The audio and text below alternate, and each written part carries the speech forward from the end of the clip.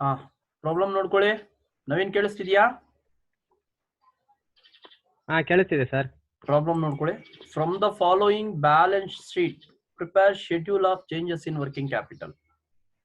So equity capital 4 lakh 5 lakhs, reserves and surplus 1 lakh 1 lakh, 8% debentures 2 lakh 2 lakh 50, creditors 80,000 90,000, bills payable 50,000 60,000, BOD 40,000 50,000, outstanding expenses 30,000 20,000, provision for tax 40 50, proposed dividend 81 lakh, short-term advances 80,000 80,000.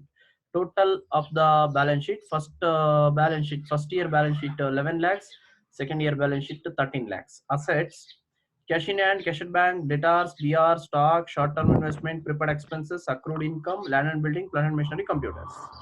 My dear students, ಇಲ್ಲಿ ನಾವೇನು schedule of changes in working capital ಮಾಡಬೇಕು. Schedule of changes in working capital ಮಾಡಬೇಕು ಅಂದ್ರೆ we are take into consideration current assets and current liabilities only. Current assets and current liabilities ತಗೋಬೇಕು. My dear students correct ಆಗಿ ಜ್ಞಾಪಕ ಇಟ್ಕೊಳ್ಳಿ. ನೋಡಿ, current assets ಅಂದ್ರೆ ಇಷ್ಟಿದೆ. ಯಾವ್ದಿದೆ current assets? Cash in hand, cash at bank, sundry debtors, VR, stock, short-term investment, prepaid expenses, accrued income. Is two current assets. Again, we are going to current liabilities. Current liabilities ಅಂದ್ರೆ problems ಅಲ್ಲಿ ಯಾವ್ಯಾವ್ದಿದೆ ನೋಡಿ. Credit, equity capital, reserves and surplus 8% debentures. Equity capital, reserves and surplus ಬಂದು ಇದ್ರಲ್ಲಿ ಬರುತ್ತೆ. ಯಾವ್ದ್ರಲ್ಲಿ? Share holders fund ಅಲ್ಲಿ ಬರುತ್ತೆ. Reserves and surplus ಅಲ್ಲಿ ಬರುತ್ತೆ. 8% ಡಿಬೆಂಚರ್ಸ್ ಲಾಂಗ್ ಟರ್ಮ್ ಲಯಬಿಲಿಟೀಸ್ ಅಲ್ಲಿ ಬರುತ್ತೆ. ಅಲ್ಲಿಗೆ creditors, bills payable, bank overdraft, provision for tax, proposed dividend, short term advances. ಇಷ್ಟು ಕರೆಂಟ್ ಲಯಬಿಲಿಟೀಸ್. ಕರೆಂಟ್ ಅಸೆಟ್ಸ್ ಅಂದ್ರೆ ಯಾವುದು, ಕರೆಂಟ್ ಲಯಬಿಲಿಟೀಸ್ ಅಂದ್ರೆ ಯಾವುದು ಅಂತ ನೋಡಿದ್ವಿ. Out of current assets you should be deduct current liabilities. Current liabilities. So we are getting the working capital. Current assets ಅಲ್ಲಿ current liabilities ನ less ಮಾಡಿದ್ರೆ ವರ್ಕಿಂಗ್ ಕ್ಯಾಪಿಟಲ್ ಬರುತ್ತೆ. So come to the solution. ನೋಡಿ, problem lines draw ಮಾಡ್ಕೋಬೇಕು. Particulars 31st March 2015 first column, 31st March 2016 second column, increase rupees, decrease rupees. 4 columns amount ಗೆ, ಒಂದು particulars ಗೆ 5 columns ಇರುತ್ತೆ. 5 ಕಾಲಮ್ಸ್ ಇರುತ್ತೆ. So under that first current assets ನಾನು consider ಮಾಡಿದೀನಿ. Current assets consider ಮಾಡಿದೀನಿ. Listen here my dears, listen here. Current assets we are take into consideration. Current assets ಯಾವ್ಯಾವ್ದಿದೆ? Cash in hand 1,25,000 1,75,000. Cash at bank, sundry debtors, BR, stock, short term investment, prepared expenses, accrued income. ಅಲ್ಲೇನ್ mark ಮಾಡಿ ತೋರಿಸಿದೆ ನಿಮ್ಗೆ. Current assets we are take into consideration while preparing the schedule of changes in working capital. Working capital calculate ಮಾಡಬೇಕಾದ್ರೆ consider ಮಾಡಿದೀನಿ. ನೋಡಿ, listen here, very very very important here. Cash in hand opening balance means of 2015 1,25,000, 2016 1,75,000 means the difference amount. Naveen, are you clear? Clear sir? Yes sir. Yes sir. Right. Cash in hand 1,25,000, 1,20,000. Okay, 1,25,000 1,75,000. 1,25,000 ginta 1,75,000, the difference amount 50,000 increase. First year there is a 1,25,000, second year 1,75,000, increase 1,50,000. That's why I am indicating 50,000 rupees in increase column. Increase 50,000. Cash at bank 25,000 75,000, 50,000 increase column al tagondidini.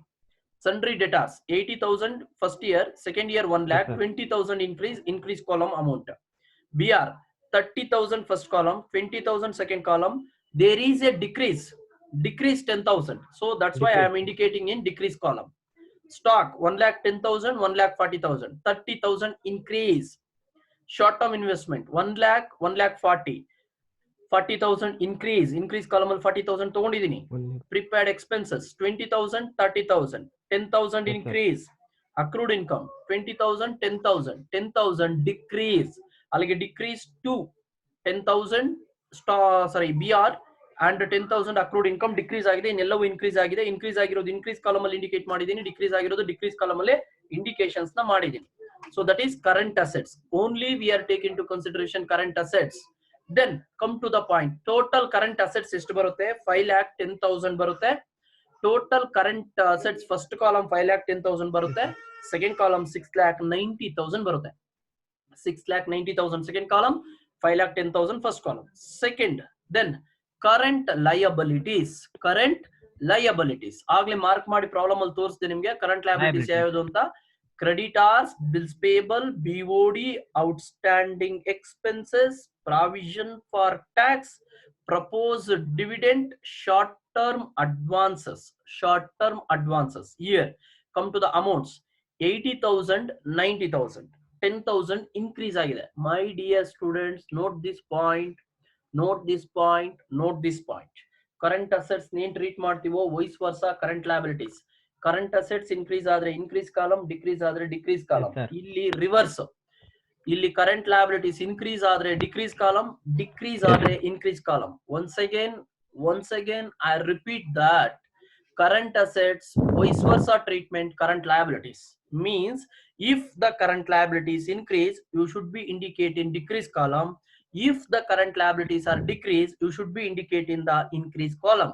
Here creditors 80,000 and first year, second year 90,000 increase. That's why I am taking into consideration decrease column. Increase agide, decrease column ಅಲ್ಲಿ 10,000 ತಗೊಳ್ತಿದೀನಿ. Bills payable 50,000, 60,000 again increase agide. We are treated as decrease 10,000. BOD 40, 50, 10,000 increase. We are treated as decrease 10,000. Outstanding expenses 30,000, 20,000. So 10,000 decrease. That's why I am taking into consideration increase column 10,000. Provision for tax 40,000, 50,000 increase. 40,000, 50,000 increase 10,000. I am treated as decrease 10,000. So short-term advances 80,000, 80,000. There is no increase, there is no decrease because equal level, equal values. There is no increase, there is no decrease. My dears, once again, current assets treatment is vice versa for current liabilities. Current assets gain treat ಮಾಡ್ತೀರಾ, ಅದರ opposite ಅಲ್ಲಿ current liabilities ಗೆ treat ಮಾಡಬೇಕಾಗುತ್ತೆ. So here total current liabilities indicate as B.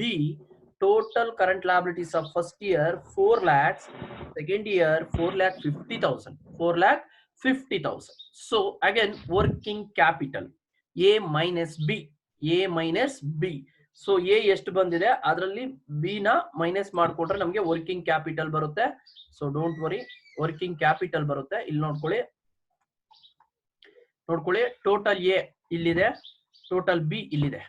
So total A 5,10,000 ಅಲ್ಲಿ 4 lakhs less ಮಾಡಿದ್ರೆ 1,10,000 balancing figure. 1,10,000 balancing figure.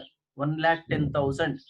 Then 6,90,000 ಅಲ್ಲಿ 4,50,000 less ಮಾಡಿದ್ರೆ out of 6,90,000 should be deduct 4,50,000. The balancing figure 2,40,000. That is called working capital. This 2,10,000 the total of increase column here 50, 50, 20, 30, 40, 10, 10. 2,10,000 10, 10, 10, 10, 10, 10, 10, 20, 80,000. So again you should be calculate increase or decrease. Increase or decrease in working capital. Here 1,10,000, here 2,40,000. So 2,40,000 greater value. 2,40,000 consider ಮಾಡಿದೀನಿ. Transfer to lesser side 1,30,000 balance ಬರುತ್ತೆ. Here also 2,10,000. ಈ 2,10,000 ನ carry ಮಾಡಿದೀನಿ ಇಲ್ಲಿಗೆ. Again transfer ಮಾಡಿದೀನಿ ಇಲ್ಲಿಗೆ. Again the balancing figure is 2,10,000 ಅಲ್ಲಿ 80,000 ಹೋದ್ರೆ 1,30,000. 1,30,000. So net increase in working capital. Net increase in working capital ಎಷ್ಟು ಬರುತ್ತೆ ನಿಮಗೆ? 1,30,000 rupees. This is the way of solving problem. We are taking into consideration total current assets minus total current liabilities. Working capital ಬರುತ್ತೆ. So current assets problem ಅಲ್ಲಿ ಯಾವ್ದು ಇದೆಯೋ ತಗೊಳ್ಳಿ. Increase ಆಗಿದ್ರೆ increase column, decrease ಆಗಿದ್ರೆ decrease column. Current liabilities ತಗೊಳ್ಳಿ. Increase ಆಗಿದ್ರೆ decrease column, decrease ಆಗಿದ್ರೆ increase column. Then current assets ಅಲ್ಲಿ current liabilities ಲೆಸ್ ಮಾಡಿ ವರ್ಕಿಂಗ್ ಕ್ಯಾಪಿಟಲ್ ಬರುತ್ತೆ. This is called working capital. 1,10,000, 2,40,000. So 2,40,000 greater ಇದೆ. So 2,40,000 ನ ಸೊ ಕ್ಯಾರಿ ಮಾಡ್ತಿದ್ದೀನಿ, ಲೆಸರ್ ಸೈಡ್ ಟ್ರಾನ್ಸ್ಫರ್ ಮಾಡ್ತಿದ್ದೀನಿ ಆಸ್ ಲೈಕ್ ಲೆಡ್ಜರ್. ಸೊ 2,40,000 ಅಲ್ಲಿ 1,10,000 ಹೋದ್ರೆ 1,30,000 rupees ಬ್ಯಾಲೆನ್ಸಿಂಗ್ ಫಿಗರ್. 2,40,000 ಅಲ್ಲಿ 1,10,000 ಹೋದ್ರೆ 130. ಹಿಯರ್ ಆಲ್ಸೋ 2,10,000 ಗ್ರೇಟರ್ ಇದೆ. 2,10,000 ಕ್ಯಾರಿ ಮಾಡ್ತಿದ್ದೀನಿ. ಮತ್ತೆ lesser side transfer, balancing figure 1,30,000. Net increase or decrease, increase in working capital ಅಂತ ಬರುತ್ತೆ. This is the first problem. We are going to second problem. Second problem ಹೋಗೋಣ. Same, from the following details find out changes in working capital. Same, capital, reserves, 8% debentures, mortgage loans, bills payable, creditors, outstanding expenses, BOD, short term advances, provision for tax, proposed dividend. ನೋಡಿ ಇದರಲ್ಲಿ current liabilities ಯಾವುದು ಅಂತ mark ಮಾಡ್ತೀನಿ. These are the current liabilities. Bills payable, creditors, outstanding expenses, BOD, short term advances, provision for tax and proposed dividend. ನೋಡಿ red mark ಅಲ್ಲಿ ಬರ್ತಿದೆ. They are current liabilities. Here current assets ಬಂದ್ರೆ cash in hand, cash at bank, BR, sundry debtors, temporary investment, short term investment, inventory, prepaid expenses, accrued income. ಇಷ್ಟು current assets. ರೈಟಾ? ನೋಡಿ current liabilities, current assets ಎರಡನ್ನು mark ಮಾಡಿಟ್ಟಿದ್ದೀನಿ.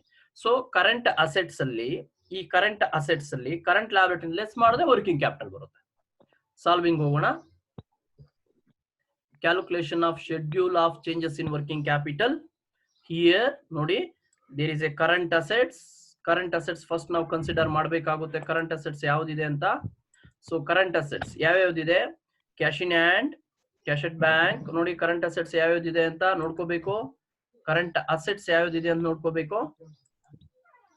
Current assets cash in hand, cash at bank, BR, sundry debtors, temporary investment, inventory, then prepaid expenses, accrued income. ಇಲ್ಲಿ ನೋಡ್ಕೊಳ್ಳಿ amounts.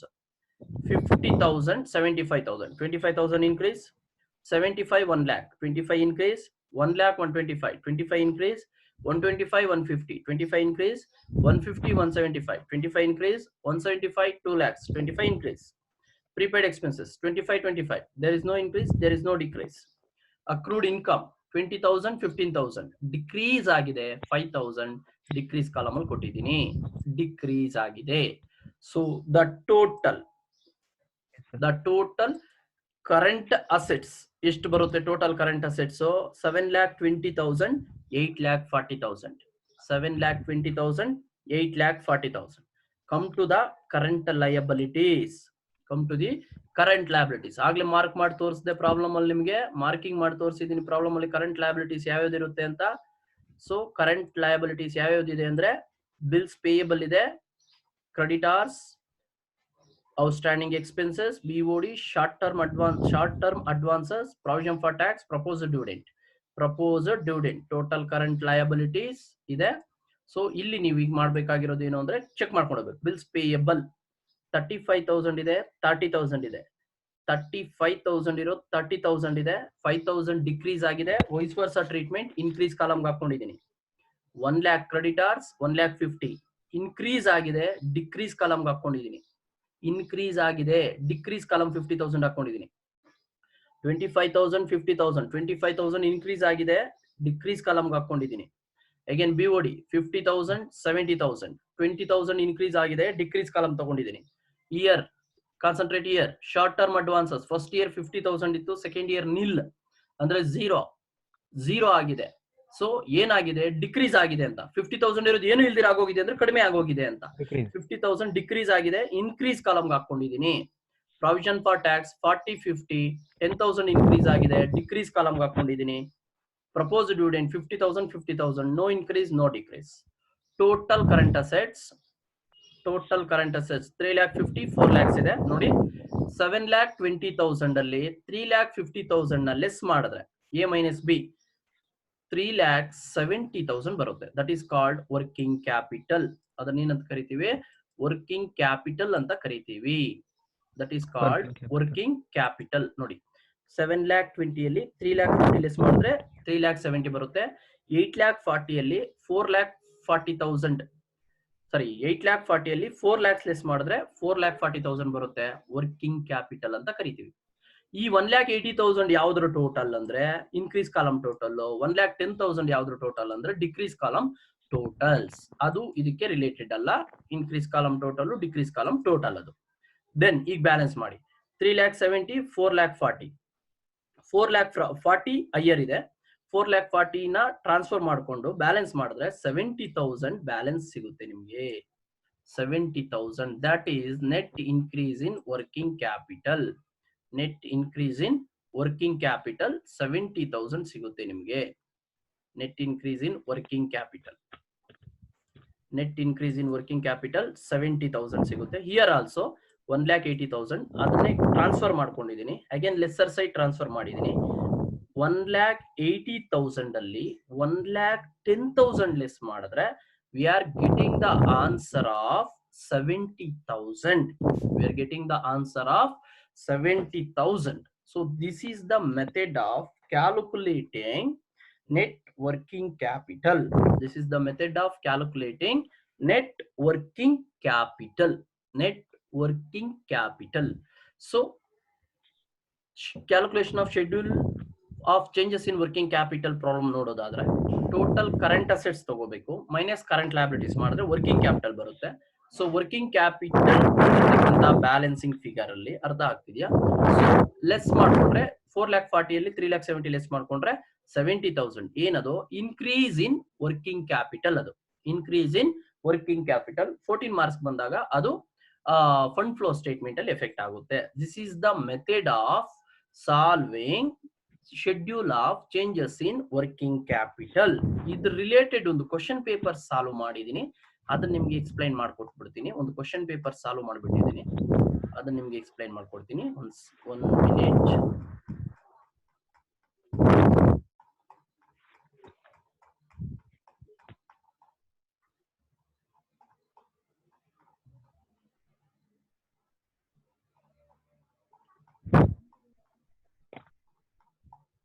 Right, ಇನ್ನೊಂದು system ಅಲ್ಲಿ ಇದೆ ಬಿಡಿ.